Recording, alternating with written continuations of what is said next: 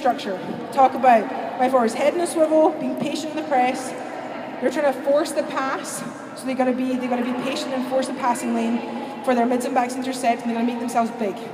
Okay, so in practice with the forwards, I'll set up 3 or 4 outline in the backfield, whatever you want to do, and then I will put a forward line in and a midfield line in. And the goal right now is for the forwards. So we'll have the backfield transferring the ball, coach blows the whistle, forward's job is to say, okay, first off, what's my structure? So my outside wing is supposed to get to the ball carrier. She's getting there, but is she covering a passing lane as she goes? Is she being patient? Is she eliminating herself from the play? Okay, can you guys visualize this? Show me set it up.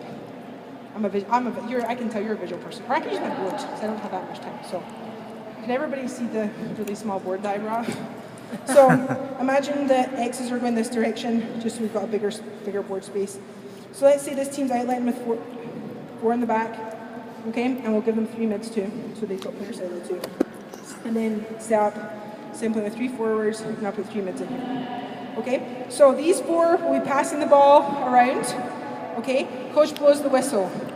I want to see as this happening, my forwards in big, low positions, so they are not agile, but big enough so they're covering passing lanes in space. Forwards often stand in the press like this. They're scared, they're flinching, they're turning. There's nothing wrong with getting your players 8 yards away and just work on hitting balls at them.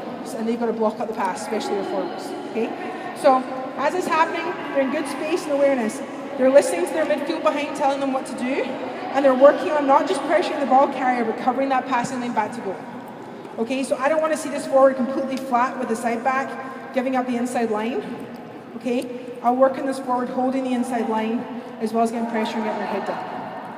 Okay, reps of that. Now, if my kids are flinching, not staying in the play, that's when I will go back to stand there and when I peg balls at you and you've got to stop them. And yeah, sometimes it seems a little maybe abusive, but it's really not. It happens in the game all the time. Midfield, talk about again, head in the swivel, covering their lines, marking and intercepting. Do a lot of intercepting drills in my midfield and back. I need one more person to come out and play some balls for me. Who wants to come out? Okay, come back out. Okay, so what I'll do is have my players stand. First thing when they're intercepting, you've got to be able to get to the ball first. So if I know I'm playing against a player that's really, really fast, I may sometimes have to just say, right, you can get the ball first, and I'm going to be in good defensive positioning to apply pressure to you. If I know I've got equal speed or I can beat them to the ball, let's go for it, okay? So as I'm doing, I do forehand intercepting and backhand intercepting. So Becky, if you can play some balls with my forehand. What we work with my players is getting to the ball first. Important thing is get your stick out in front. Ooh, that was horrible, let's go again.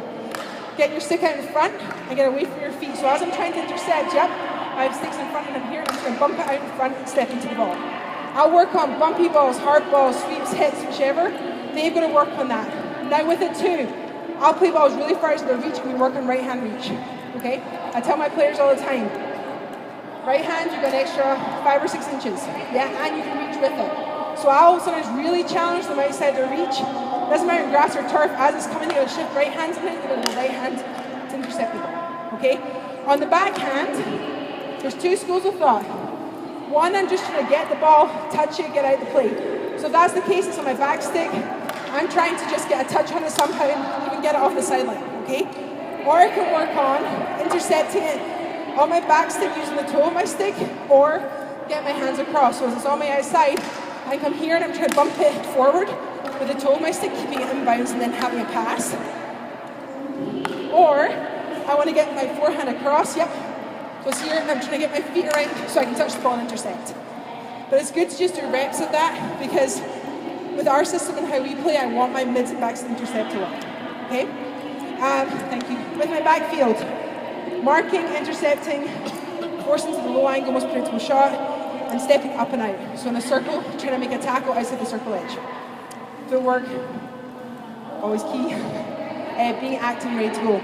I will quickly, well actually in here, I know your guys' looks a little bit different. Put a little chart of man-to-man versus zone defense. I personally play a bit both. I feel like a zone cover, but people come into their space, they've got to pick up the mark. A drill I'll do a lot of the time, which at first is usually very chaotic and some of my players get exceptionally frustrated, but then becomes quite rewarding. So what you do is in this circle, you put 5 players on the outside, or however many you want, and there's balls on the outside. And in this circle, you have a defender and an attacker. You have 3 sets of that, okay?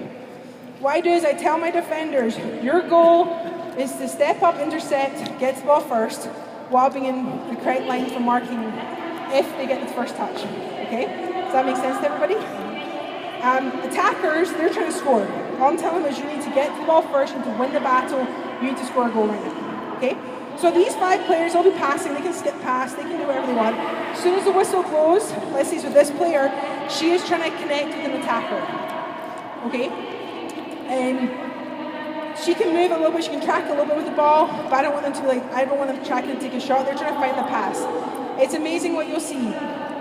I'm doing spacing tomorrow for forwards, this is another drill I do with the forwards. Attackers will just cut back straight, ask for the ball, defenders on them, they'll still ask for the ball, they're not open, and the defender steps in front, okay?